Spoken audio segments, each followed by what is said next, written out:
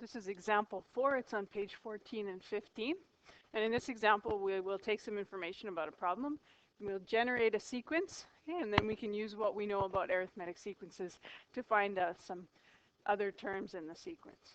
Okay, so a furnace technician charges $65 for making a house call plus $42 per hour or portion of an hour. So to begin with, generate the possible charges excluding parts for the first 4 hours of time. Okay, and so we can do that if we know that it's always going to cost $65 that's a flat fee plus $42 an hour. Okay, so for 1 hour, okay, it's going to be $65, okay, plus 1 hour at $42 an hour. That would be $107. Okay, and we'll do that for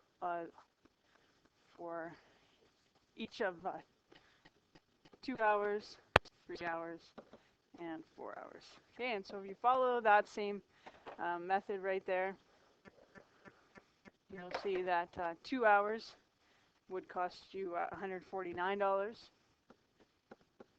3 hours is $191, and 4 hours would be $233. Okay, so those were those are going to be the terms in our arithmetic sequence. Okay, so first term, t sub 1, that's 107. Second term, 149. Third term, 191. And fourth term, 233. Okay, those are going to be the first 4 terms in our arithmetic sequence. We can verify that it's an arithmetic sequence. You can look at these numbers and see they are, you always get from one term to the next term by adding 42. Okay, which makes sense because every extra hour costs another $42. Okay, so we know that we have an arithmetic sequence, and we know that we can use the arithmetic sequence term formula. We know that it's going to have a first term and a common difference. Okay, so we can use what we've been learning about arithmetic sequences here. All right, so in B, when it says what is the charge for 10 hours of time, okay, keeping in mind that T1 is the cost for 1 hour, T2 is the cost for 2 hours, so T10 must be the cost for 10 hours. Okay, so what we're looking at is the 10th term of the arithmetic sequence. And so we know that because it is an arithmetic sequence, we can use our term formula, T sub n equals T sub 1 plus n minus 1 d.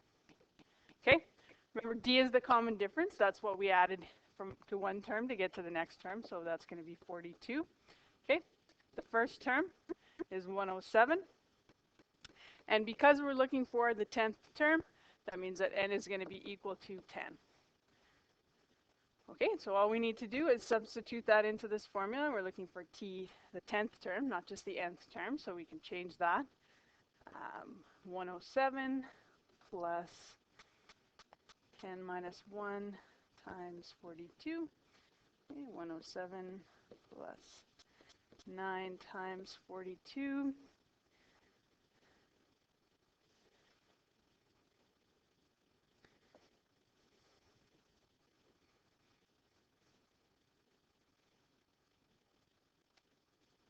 Okay, and when you do the math there, that'll tell you that the charge, or that the 10th term is 485. Okay, and as always, we're going to write a sentence to show that 10th term is 45. What does that mean? Well, what it means is that the charge for 10 hours of work is $485.